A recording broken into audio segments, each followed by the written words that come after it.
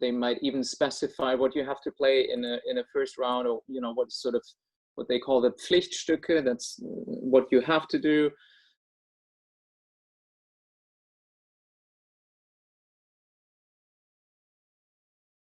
When this first began, I was a little thrown off. It was such a surreal time for a lot of reasons. Basically, in one day, we went from, okay, we're going to be going to work, to no work in the buildings at the COC for at least a week or two. And then, of course, now we're going 100% virtually. We had just started rehearsals for Aida. We had just gotten into rehearsing this amazing production that was going to happen, and after a few days, we learned that it probably wouldn't continue. Virtual training. Wow. When I first heard there was even the thought of doing it, I thought that no way, this is not going to work. I think that it's so difficult with singing because it's different. It's simply different live. I was a little worried, of course, because I'm definitely not the most technological person in the world. Of course, it presents a few difficulties, especially with the collaborative pianists in terms of being able to play and sing at the same time. Well, I think I was ready to really try anything. I think all of us in the Ensemble Studio, we wanted to be creative about how we were going to use this time.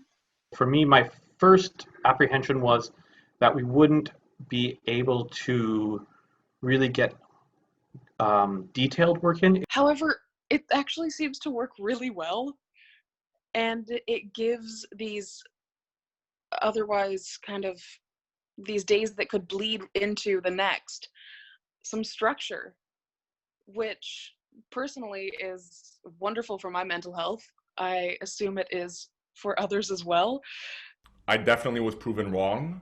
Virtual training is definitely possible. Each day, we usually have a couple coachings with our fellow ensemble members.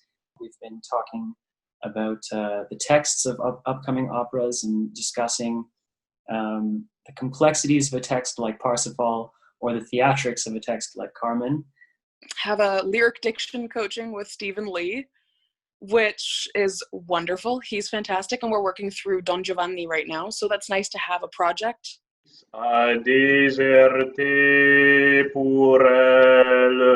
Now that's already most of the journey to where we're going, but it's still not finished yet. Now that we've been doing this for a month or so, really, I feel like personally, I haven't really missed a beat in my training. Doing some diction work with our coaches and being able to actually see, how their mouth or their tongue articulates certain vowels is really helpful.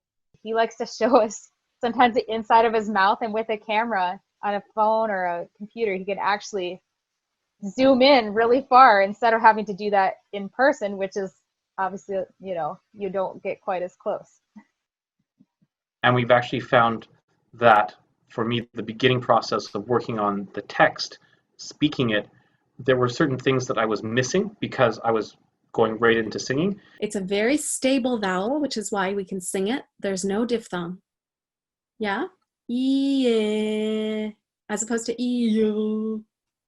By having to talk more and speak more through the text, and I've been able to actually improve the efficiency of how I learn stuff. Another thing that's worked really well virtually is working with Jennifer SWAN and our movement coachings. What I really like is on the software that we've been using, Zoom, there's a view where you can see the coach and you can see yourself. And in these movement sessions, it's really helpful because it almost acts as like a mirror for me. So actually it kind of works almost better virtually.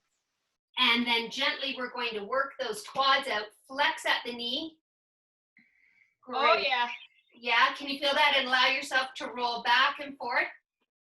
Another really fun project I've been doing is during some dramatic coachings with Julie, we're going through the entire Werther score and kind of looking at it from a directorial standpoint. So that's been a really fun creative project we've been doing.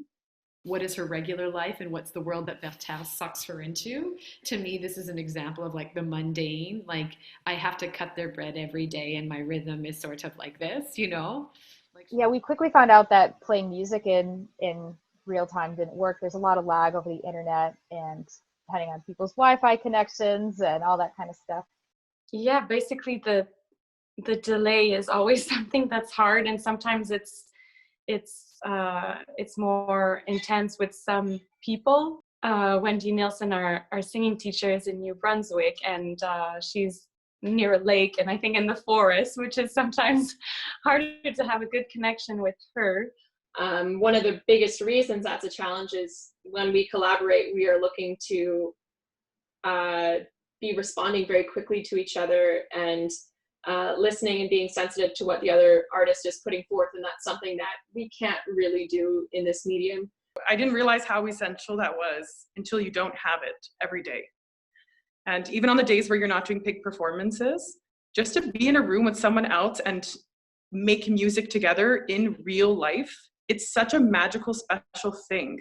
I'm trying to make a home bedroom / office / practice room because there's nowhere to work. Yeah, I'm so used to having just a room with a piano. We happen to have decent studios at the opera, but yeah, it is a luxury, and it's definitely taken for granted until it's taken away. Sometimes it's a struggle personally because I have only an electric piano to work with here in Toronto. Fortunately, it has weighted keys, but it's still not ideal. But we all do the work that we think we can and what we can do best given the situation.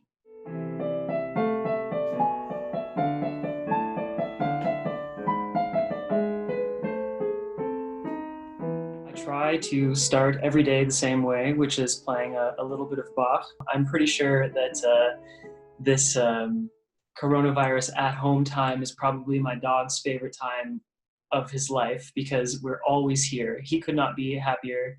We've been putting on this Spanish show on Netflix with Italian dubbing and English subtitles. So our entire family, including my Italian nonna, can all follow along and watch the same thing.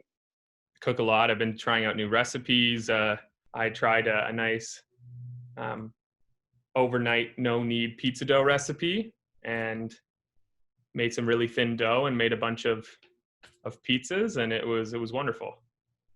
I've also been running a lot.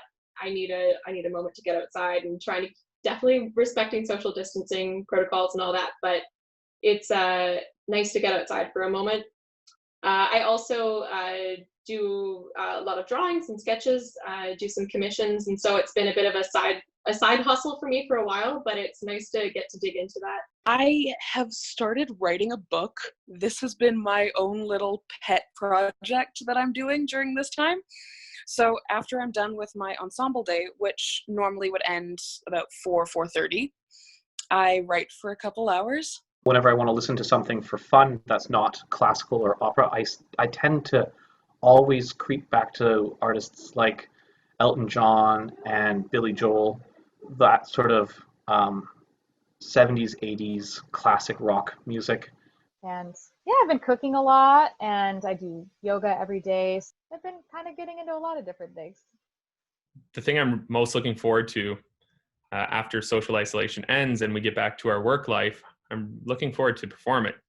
I mean, our program is all geared to create performing artists, and it's trying to set us up to push us into being ready to be a professional artist who can enter the professional stream and audition and get roles, hopefully. I also can't wait to just be involved in a show, to be in rehearsals, listening to whichever superstar that's here. I'm just so excited to be back in the Four Seasons Center because we all know there's really no place like that theater. We're opera singers, so our main job is being on the stage, right? So we live on the stage. That's where we shine, and that's where we get to show to the world and also share to the world what we do. Once all of this is clear and we can go about our normal lives, that people realize the importance that is performing arts and live performance. Now I think in isolation, people realize how much it is needed and try to think about going through the day without some form of art, whether that's painting, doing something creative for yourself, watching something creative like a movie or some sort of digital content, or listening to music. We all feel honestly transcended, you know. Who would have thought we could transcend for one of these Zoom rooms? I really miss everyone and the whole family at the Canadian Opera Company. I'm thinking about each and every one of you, and I absolutely cannot wait to see you all again and celebrate music and the arts in person sometime soon.